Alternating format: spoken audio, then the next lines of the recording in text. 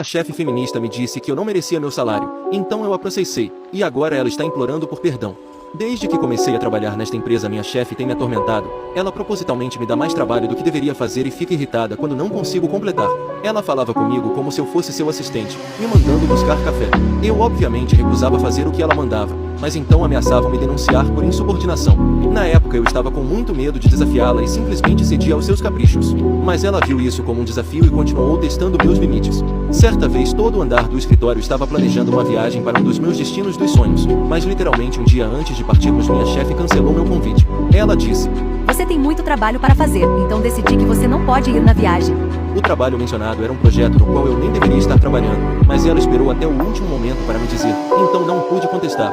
Enquanto minha vida na empresa era terrível por causa dela, eu estava sendo bem pago. Decidi que uma vez que tivesse economizado o suficiente para não me preocupar em viver de salário em salário, começaria a procurar outro emprego mais tranquilo. Mas antes que eu pudesse fazer isso, ela foi longe demais.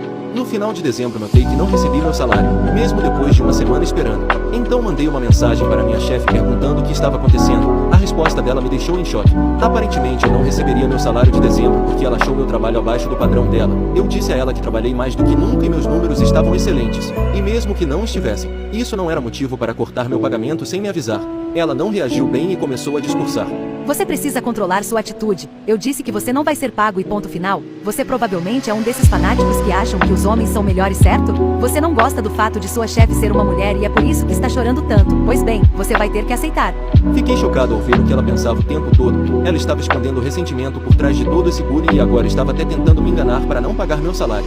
Eu não estava mais disposto a tolerar seu comportamento ridículo. Felizmente a conversa foi por mensagem, então eu tinha provas incontestáveis. Imediatamente contatei um advogado e contei sobre a situação. Ele estava decidido a processar a empresa, pois em sua opinião, era um caso muito claro de assédio e discriminação no local de trabalho.